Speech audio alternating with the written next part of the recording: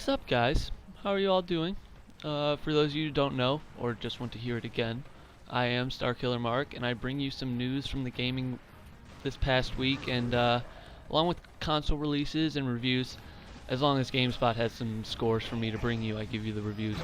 This week is going to be kind of short just because there weren't many releases, but we're just going to dive in it right now anyway. So, some news this week that is really a big deal. This first one. Shigeru Miyamoto is resigning from his position with Nintendo. And for those of you who don't know, Shigeru Miyamoto is one of the most influential game designers to date due to the fact that he is the creator of such games as Donkey Kong, Mario, and Zelda. For 30 years he has been employed with Nintendo. Now, I said he's resigning. That's totally different than retiring. Just put that in your head. It's not retiring, he's resigning. He still plans on staying at Nintendo, working on smaller projects, but he is done with the high-up stuff.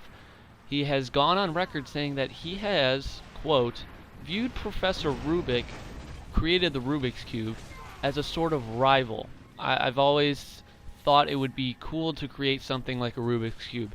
Maybe this time off for Miyamoto, maybe it can help him narrow down some ideas to rival Professor Rubik, but for now, we must say goodbye to his higher-up Nintendo masterful ways as he moves down the ladder to simpler game ideas. But I'm sure he's still going to come out with great games. So remember last week when I told you about Xbox Live getting TV stuff with Verizon, Fios, and whatever? Well, guess what? They've announced more for the viewing audience. Later in December, many more viewer-friendly additions are going to be coming to Xbox Live.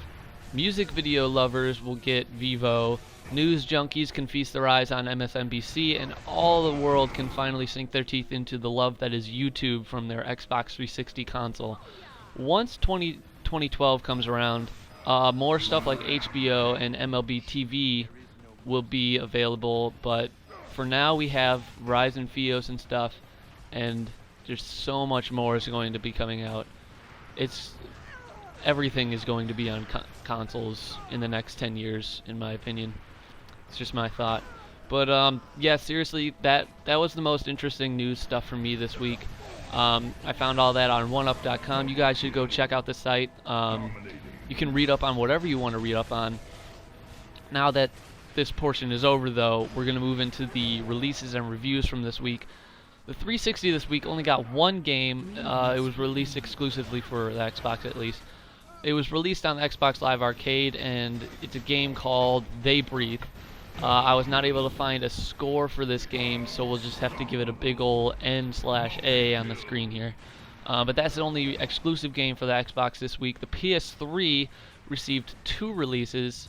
One of them was a full console game, retail release stuff, and that was Just Dance 3. That received a user score of 3.5, and the second release for the PS3 is a game add-on, but I'm pretty sure it's bigger than Just Dance 3 because it's Battlefield 3 Back to Kirkend, and that's the first Battlefield 3 DLC or add-on, and that comes to the PS3 first. I think next week it comes to the 360. This got a 6.7 user score, but that does it for the PS3 this week. That's all the exclusives for them. Moving on to the Wii. Like most weeks, the Wii gets a good amount of exclusive games, but none of them actually get any scores. So it looks like we'll just be naming them off again. So to list them off, the Wii got these 3 games: Drawsome Sketch Quest, Drawsome Artist, and a classic reborn, Oregon Trail. So none of them got GameSpot scores, but Oregon Trail is probably going to be fantastic since it was always fantastic, even though you couldn't actually beat the game because everybody would just die. Anyway, alongside the Wii, the PC had a good number of releases and no scores to back any of them up.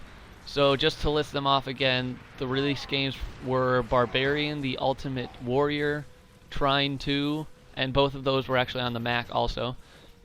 Crimecraft Gang Wars. I don't know why they couldn't put spaces in there. And lastly, APB Reloaded. I heard a lot about APB Reloaded. I know, pretty sure Scene Enders loves that game.